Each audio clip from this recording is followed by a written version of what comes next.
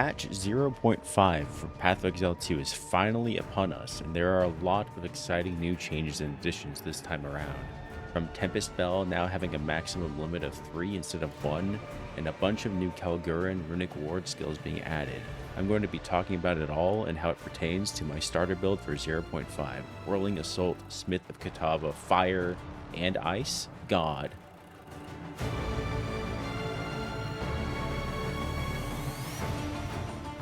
After some failed ventures with spears, testing some interactions pre 0.5 with how fast I can attack with strikes to proc a support skill called Volcanic Eruption, I reached level 41 and said, screw this. I'm finally going to try out Whirling Assault for the first time, as I've heard of it being rather insane in 0.4, with some people using it with Mantra of Corruption, I think is the name of it, in order to do some crazy Chaos Conversion, Herald of Ice, Armor Explosion, chain trigger builds and such.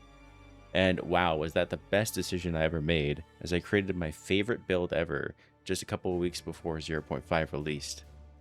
After swapping to Whirling Assault, I basically just destroyed the entirety of Act 4 and breezed into T15 maps faster than I had ever done before, without using any gimmicks or expensive rare uniques.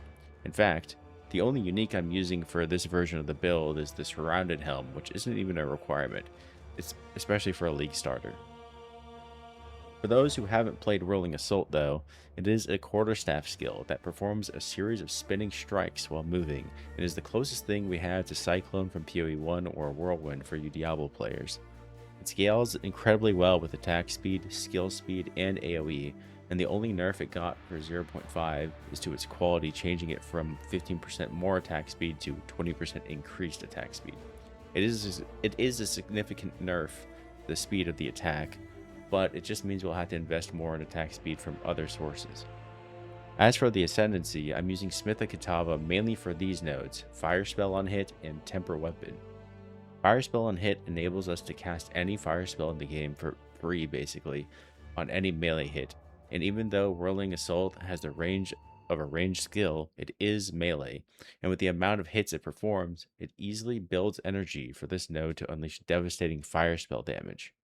For this version of the build, I was using Detonate Dead, as you don't need to invest into any spell damage, because the damage scales based off the life of the enemy corpse it detonates. And it's also just removes corpses, so we don't have to deal with other forms of after-death effects. However, in 0.5, they are introducing a brand new Kalguran spell called Frost Flame Nova, which also has the fire tag. Now, since this is new, most of this is just speculation until I get hands-on in game tomorrow, but this seems like it will be an absolute game changer for Smith of Kitava.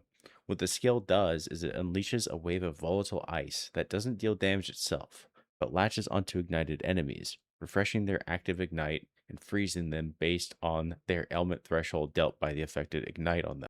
Basically, what this seems like it will do is it will enable us to freeze enemies with our ignites from our fire damage. Why is this important? Well, because it lets us use Herald of Ice now to shatter enemies and create those beloved armor explosion Herald of Ice chain trigger explosions without having to invest into any gimmicks with chaos damage and using purely this skill in our fire spell on hit, ignite support, armor explosion, and Herald of Ice, in theory. Before, it was difficult to proc Herald of Ice with fire skills because you would need enough cold damage to actually proc a freeze or other source of freeze, like from chaos damage, chaotic freeze. Then make sure you hit them again to shatter them and create chain explosions with armor break. Now we just have it built into our ascendancy with this new skill, and since Whirling Assault is a physical skill, we already have easy ways of doing armor break. Normally, Fire Spell on hits skills linked to it would cost no mana, but because of some snitches getting Ancestral Bond changed, it also came with a change to all skills that would cost no mana now having a base cost of 0 mana. This change should also affect Fire Spell on hit, making it so that we no longer get to use Archmage or other cost scaling items without their downside. However, it is kind of unclear how this may affect Runic Ward costing skills like Frostflame Nova as they're new. I think it will do one of three things. Either A, it will act as mana and just cost 0 Runic Ward at base. B, it will just use the skill's base Runic Ward cost of 93 per cast. from it. Or C, it just won't function at all with fire spell on hit, even though it should, because there are no limiters described on the skill itself. Depending on how it interacts, it could change things, but I will be testing this for you in game.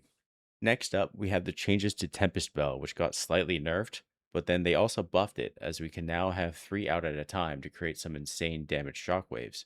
Because Rolling Assault has so much AoE, we should, in theory, be able to hit all 3 bells simultaneously with one skill press, and it can be ancestrally boosted now as a strike, which means it synergizes much better with Ancestral Cry, which I would already be using it as it enables crazy damage and ignites for just for glory generation, which we generate very quickly with our amounts of hits that we perform. Tempest Bell also changes its damage type based on the element of the attack, so it could be an insane ignite generator for Frost Flame Nova. Because we're a warrior class, we're kind of forced to take armor nodes, and for 0.5 they actually added a few new nodes for armor applies to elemental damage, which should help us mitigate elemental damage a lot better, which was already pretty easy because of Smith of Kitava's other defensive ascendancy nodes that we take for letting us scale cold and lightning res and max res based off of our fire res and fire max res.